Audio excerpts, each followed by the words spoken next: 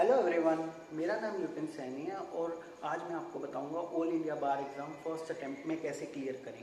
देखिए, आपको जैसे नॉलेज है कि एआईबी एग्ज़ाम का जो टाइम लिमिट है वो 3 आवर्स है। आप 3 घंटे का इसमें टाइम मिलता है आपको और मल्टीपल चॉइस क्वेश्चंस होंगे, नो नेगेटिव मार्किंग है इसके अंदर और ओपन बुक एग्ज़ाम होता है ये। और इस 100 मार्क्स का ये क्वेश्चन पेपर आता है। देखिए, जैसे कि आपको पता है कि ओपन बुक एग्ज़ाम है तो आप अपने सारे बेरेक्स जो आपने एलएलबी में कहीं ना कहीं आपने पढ़ा होगा बुक्स मटेरियल, वो आप सारा कैरी करके इसमें ले जा सकते हैं। दूसरी चीज़, अब मैं मुद्दे की बात पे आता हूँ कि मैंने इसको 2 पार्ट्स में डिवाइड किया है क्वेश्चंस को। First one is easy part, second one is difficult part. देखिए, फर्स्ट पार्ट इजी पार्ट वो पार्ट से मतलब है मेरा कहने का कि आप वहाँ पर जो भी बेयर एक्ट यूज़ कर रहे हैं या आप कोई बुक यूज़ कर रहे हैं उसमें आप इंडेक्सिंग से या आप जैसे भी वो क्वेश्चन सर्च कर रहे हैं वो आपको विद इन 10 to 15 सेकेंड मिल जाए। लाइक कोई सेक्शन का क्वेश्चन है तो आपने इंडेक्सिंग देखा और फटाफट आपको सर्च करने पे 10 to 15 सेकेंड में मिल जाता है।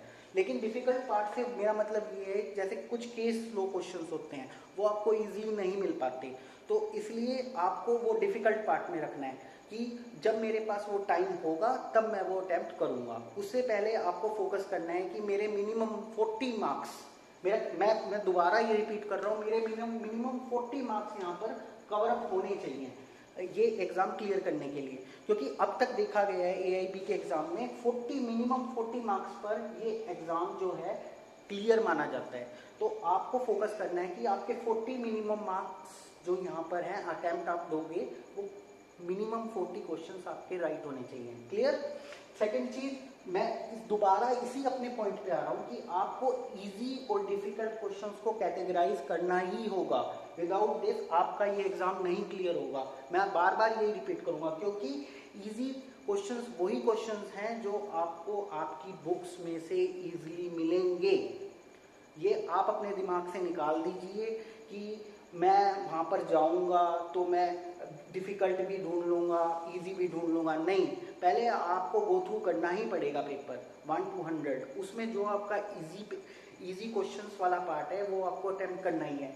अब मेरा पर्पज़ यही है आपको ये वीडियो बनाने का कि आपको वो 40 मार्क्स जो हैं वो जो क्राइटेरिया है क्लियर करने का, वो क्लियर करने के लिए आपको इजी और डिफिकल्ट का मिक्सअप होना चाहिए जिससे कि आपका वो बैलेंस बन के आपका वो एग्जाम क्लियर हो जाए।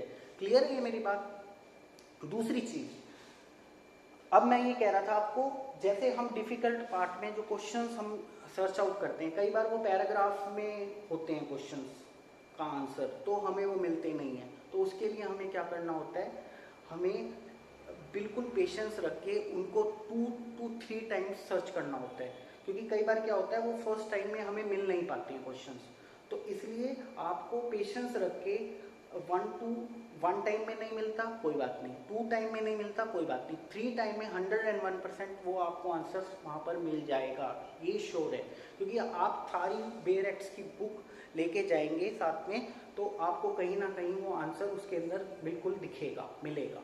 और मेरा लास्ट पॉइंट है एआईबी के एग्ज़ाम को क्लियर करवाने का, आपका जो मोटिव है मेरा वीडियो बनाने का वो यही है कि 24 सब्जेक्ट्स हैं जो आपको कवर अप करने हैं। बट टाइम अगर आपके पास है पूरा कंप्लीट तो आपको 24 के 24 सब्जेक्ट्स को सीरियसली लेना है। लेकिन आप वो जो मार्क्स हैं उनको भी कैटेगराइज करना होगा उन 24 सब्जेक्ट में। मान लो 10 मार्क्स का कोई सब्जेक्ट है, वो आपको 100% उस पर फोकस करना पड़ेगा।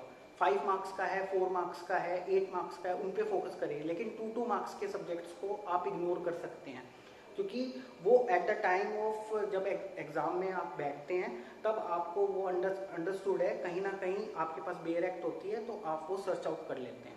तो गाइस, आपको मेरी इस वीडियो में हेल्प मिली ही होगी कुछ ना कुछ, जो मैंने आपको बातें बताई हैं। तो मैं नेक्स्ट वीडियो में और भी इससे जुड़ी हुई कुछ बातें आपको बताऊंगा। Thank you so much guys, bye bye, take care.